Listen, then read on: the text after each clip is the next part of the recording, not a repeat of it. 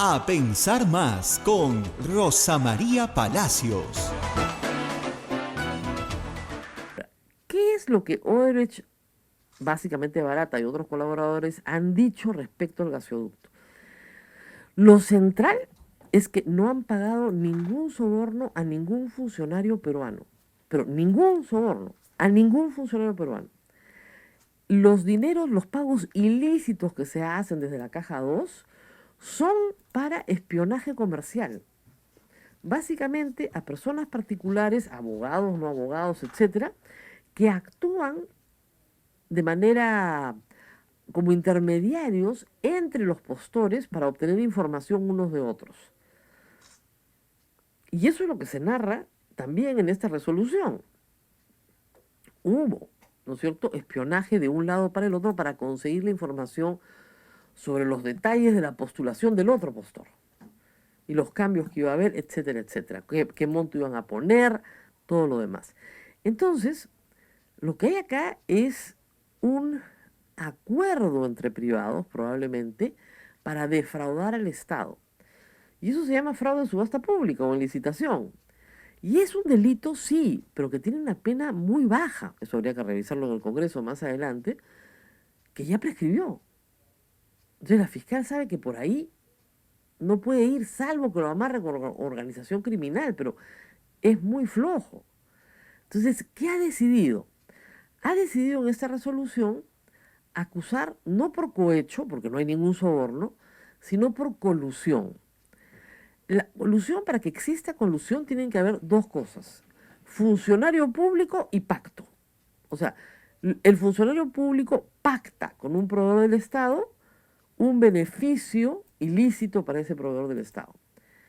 Pero el problema de la fiscal, y es un tremendo problema, es que estas personas que reciben dinero de Odebrecht no son funcionarios públicos, pues. No lo son.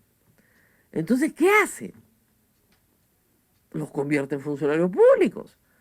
Entonces, convierte en funcionaria pública a Nadine Heredia. Convierte en funcionario público a los abogados particulares. Convierte en funcionarios públicos a terceros. Todos son funcionarios públicos. Y como yo les he enseñado varias veces, la ley penal no se aplica para analogía.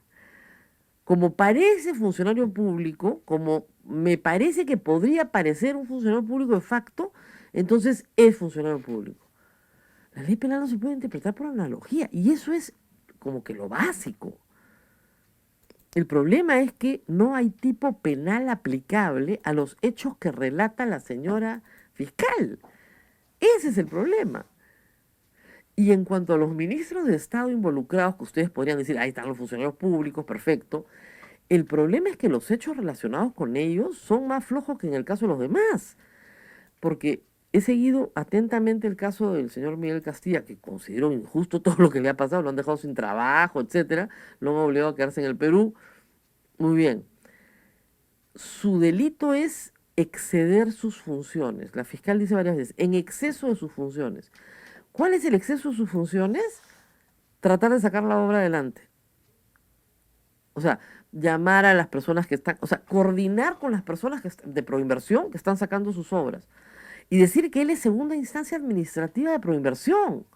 Entonces, lo único que tiene que hacer el ministro correspondiente es enviarle una copia de la ley de organización y funciones del ministerio correspondiente. Para decirle, señora, esto está dentro de mi función, esto es lo que a mí me toca hacer.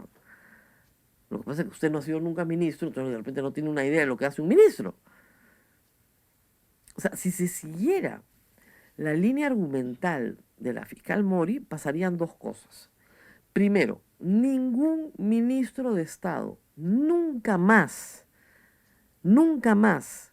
participaría en la promoción de ninguna obra pública del Estado peruano. Prácticamente el Estado peruano se quedaría sin obra pública. Y en segundo lugar, cualquier proveedor del Estado, de cualquier bien y servicio, e incluso personas particulares que se relacionan con un proveedor del Estado, son funcionarios públicos. O sea, hoy día el Estado peruano se queda sin asesoría legal. Externa, ¿no? No interna, pero externa. O sea, todos los estudios de abogados, todos los abogados en el Perú y en el extranjero, dan asesoría legal al Estado peruano, tienen que ser considerados a partir de hoy funcionarios públicos según la señora Mori. Y sujetos al delito de colusión por dar un consejo a tu cliente. Entonces lo que tú tienes que es no atender al Estado. Mi consejo a todas las personas que me escuchan es con el Estado ni un lápiz. Porque usted va a terminar preso sin saber leer ni escribir. O sea, si todos los abogados que prestan servicios externos al Estado peruano son funcionarios públicos, según la doctora Mori, y todos son pasibles de ser acusados de colusión y pasarse 6 años en un proceso penal, no se les ocurra recibir del Estado, pero ni siquiera una solicitud de informe, pero ¿de qué les puedo decir? Del tiempo. Nada. Lo peor que le puede pasar a alguien en este momento en el Perú es ser proveedor del Estado peruano. Lo peor. No se les ocurra. Discúlpenme, en el Estado peruano los estoy dejando sin cadena de suministro, pero no se me ocurre que otra cosa se pueda hacer después de una resolución así. Es muy peligroso. Es jugarte la vida, es asumir unos riesgos que son con un sistema judicial impredecible, donde no hay ninguna predictibilidad sobre las sentencias, donde te meten preso 3 años y después te declaran inocente, es absurdo. Absolutamente absurdo lo que ha hecho la señora Mori.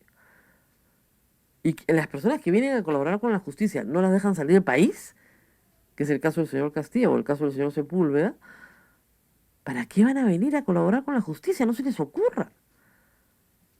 No se les ocurra porque no los van a dejar salir del país. Y como no son unos sinvergüenzas, tampoco se van a escapar. Entonces, quedas atrapado en una situación bien complicada. Es muy floja la resolución. Reitero, lo que denota los hechos de esa resolución es, en efecto, un fraude en subasta pública por el contubernio entre los postores. Pero no hay una colusión con el Estado peruano de la resolución, ¿eh? O sea, no me queda clara la colusión por ninguna parte. Y tener que convertir a Nadine Heredia y a personas particulares que no son parte del Estado peruano en funcionarios públicos para poderlos acusar, da cuenta de que no le calza el tipo penal. Esto es atroz, ¿eh? O sea, es realmente una derrota para la Fiscalía. Que, reitero, está clarísimo que tiene la negociación en marcha por el caso de gasoducto. Y la buena noticia puede ser que al final de cuentas Odebrecht retira la demanda ante el CIADI contra el Estado peruano. Una demanda que tenía muchas dificultades en ganar, ciertamente, ¿eh? O sea, no es que esté perdiendo demasiado porque no la iban a ganar tan fácilmente.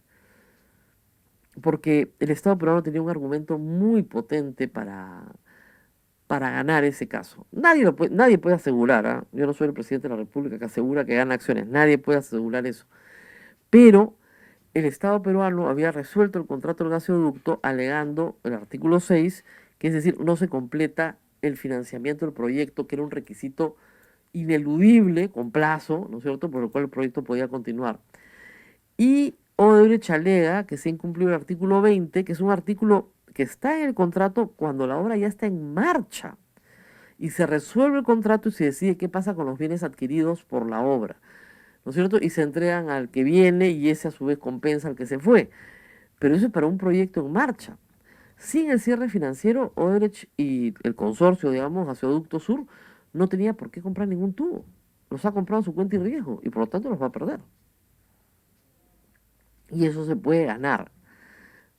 Lo que no creo que pueda ganarse es lo que está planteando la fiscal. De verdad, es un caso muy cojo. Y entiendo la premura, porque claro, el plazo se le vencía. No había nada más que decir. ¿Qué podía decir? Lo que tenía a mano. Pero lo que tenía a mano, no, como dicen los chicos, no alcanza, pues. No alcanza a meter preso a nadie. En un sistema de justicia predecible, ¿no? Si el sistema de justicia fuera predecible y digamos, se acogiera a lo que dice el Código Penal, ahí no hay forma de meter preso a nadie.